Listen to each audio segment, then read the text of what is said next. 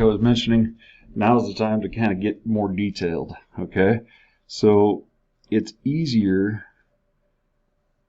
to get your details and get things correct if you start out with basic line, shape, value. You understand a little bit about linear perspective and how it works. You understand where eye-line is and how it works. And now we can start doing what a lot of students wanted to do from the very get-go, and that's to put in these kind of detailed bit of work. So that's the kind of the fun part, I guess, is making it look kind of cool. And what's the reason I use dragons is because they come in so many different shapes and sizes, right? Last time I saw a dragon, it looked just like this one, similar anyway. But that's kind of a neat thing.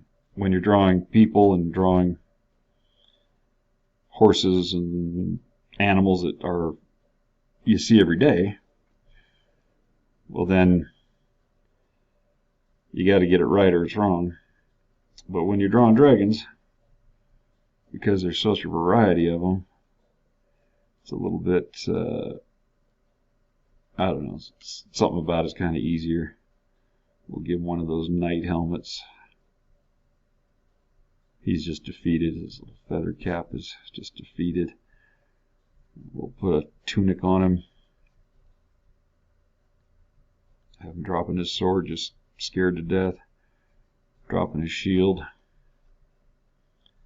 It doesn't look like this dragon's really come to eat him. He's just kind of messing with him. Alright.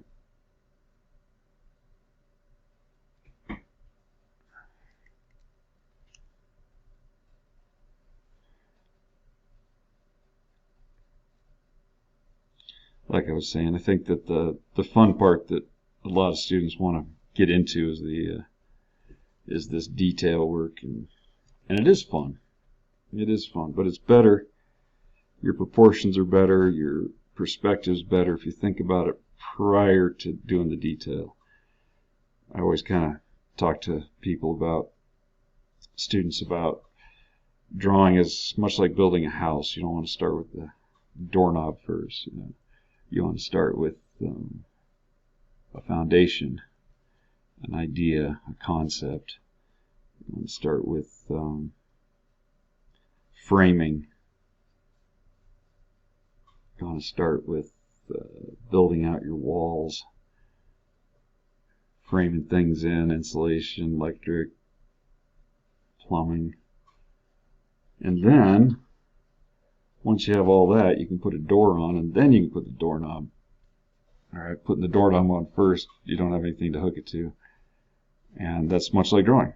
If you don't start out with your basics, you don't really have a clear indication of what you're doing. You're trying to draw from the eyeball out, which is what a lot of beginning students do,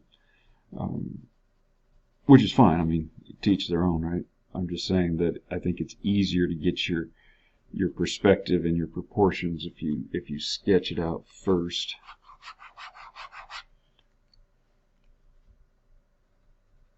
And then work by building it up layer by layer of basic line, shape, and value, and considering the perspective. So here's that horizon line again. So that's the horizon line. Then we'd have, you could have a cloud back here on the horizon. You could put anything on that horizon that you wanted.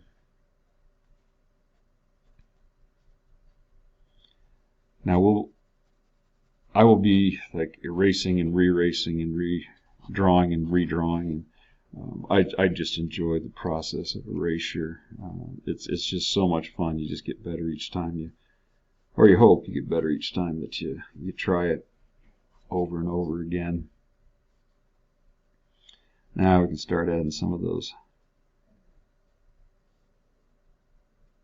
details that everybody's so hip about.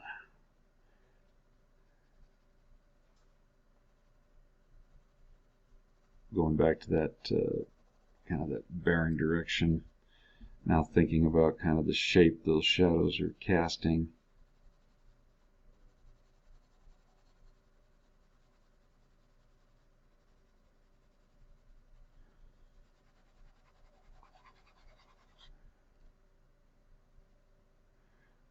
How it's affecting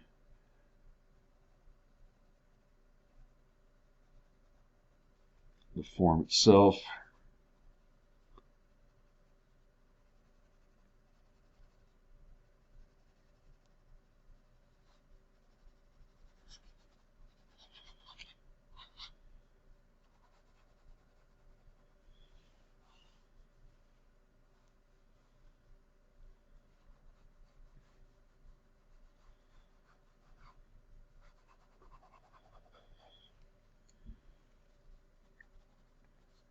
All right.